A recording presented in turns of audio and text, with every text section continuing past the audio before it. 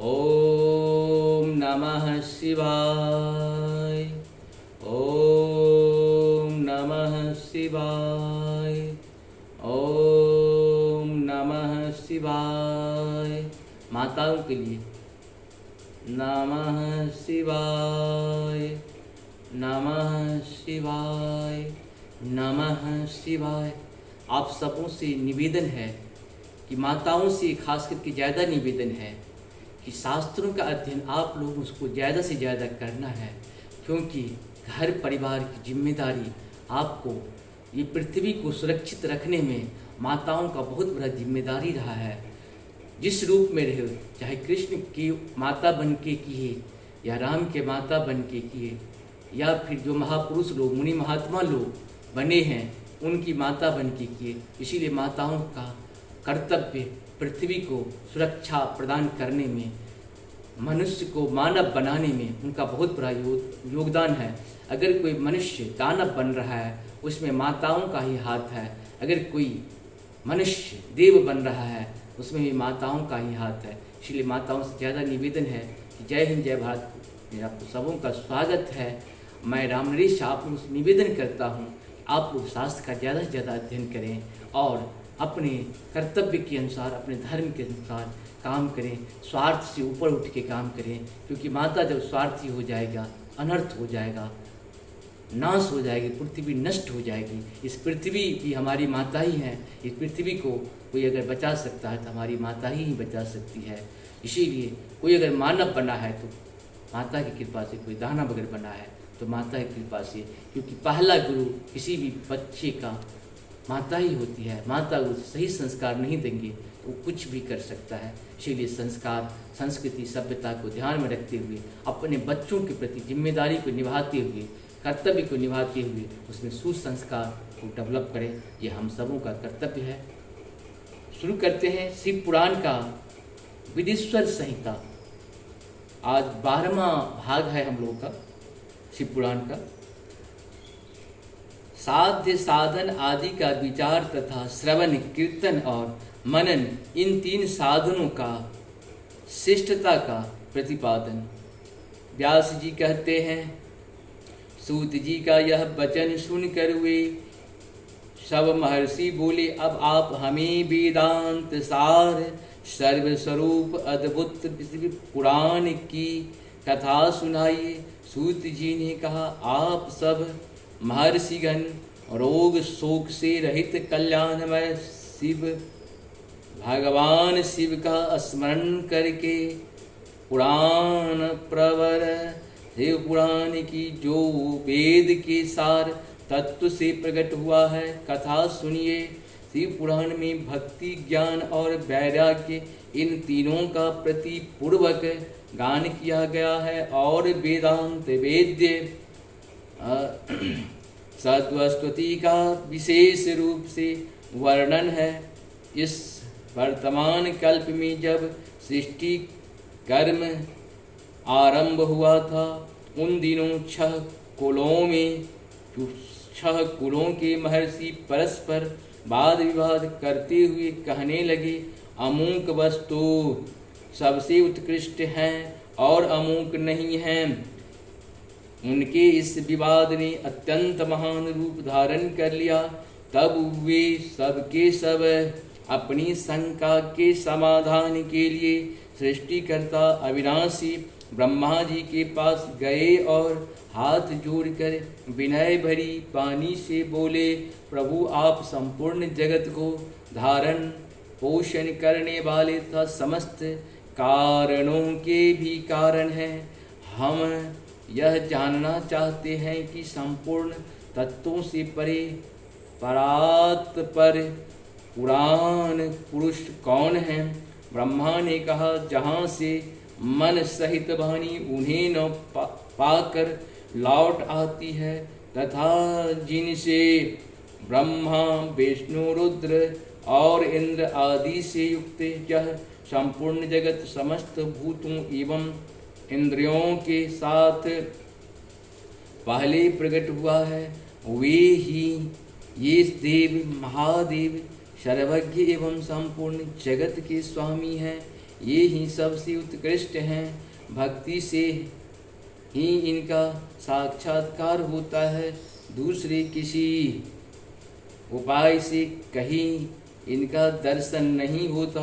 रुद्र, हरि, हर तथा अन्य देवेश्वर सदा उत्तम भक्तिभाव से उनका दर्शन करना चाहते हैं। भगवान शिव में भक्ति होने से मनुष्य संसार बंधन से मुक्त हो जाता है। देवता की कृपा प्रसाद से उनमें भक्ति होती है और भक्ति से देवता का कृपा प्रसाद प्राप्त होता है। ठीक उसी तरह जैसे यहाँ अंगूर से बीज और बीज से अंकुर, जैसे यहाँ अंकुर से बीज और बीज से अंकुर पैदा होता है, इसीलिए तुम यह ब्रह्मर्षि भगवान शंकर का कृपा प्रसाद प्राप्त करने के लिए भूतल पर जाकर वहाँ सहस्त्रों वर्षों तक चालू रहने वाले एक विशाल यज्ञ का आयोजन करो। इन यज्ञपति भगवान शिव की कृपा से वेदोक्त विद्या की सारभूत साध्य साधना का ज्ञान होता है।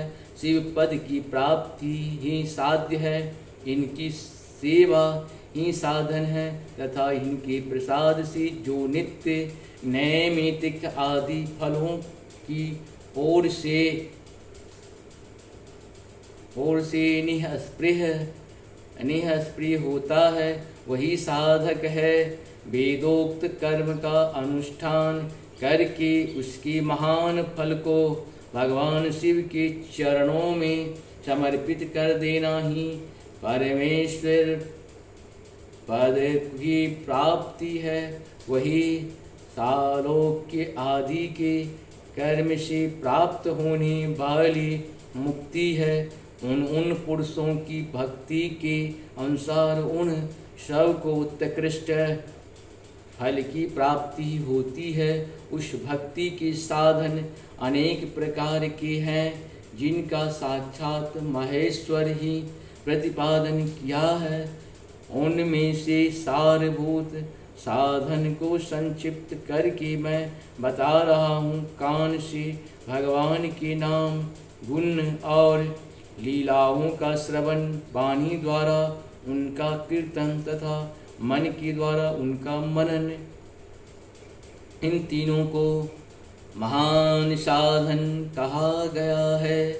तात्पर्य यह है कि महेश्वर का श्रवण, कीर्तन और मनन करना चाहिए। यह श्रुति का वाक्य हम सब के लिए प्रमाणभूत है। इसी साधन से संपूर्ण मनोरथों की सिद्धि में लगे हुए आप लोग परम साध्य को प्राप्त हो। लोग प्रत्यक्ष वस्तु को आँख से देखकर उसमें प्रवृत्त होते हैं, परंतु जिस वस्तु का कहीं भी प्रत्यक्ष दर्शन नहीं होता, उसे श्रवणेन्द्रिय द्वार जान सुनकर मनुष्य उसकी प्राप्ति के लिए चेष्टा करता है। अतः पहला साधन श्रवण ही है। उसके द्वारा गुरु के मुख से तत्व को सुनकर श्रेष्ठ बुद्धि वाला विद्वान पुरुष अन्य साधन, कीर्तन एवं मनन की सिद्धि करें। क्रमशः मनन पर्यंत इस साधन की अच्छी तरह साधना कर लेने पर उसके द्वारा सालोक्य आदि के क्रम से धीरे धीरे भगवान शिव का संयोग प्राप्त होता है। पहले सारे अंगों के रोग नष्ट हो जाते हैं, फिर सब प्रकार का लौकिक आनंद भी विलीन हो जाता है।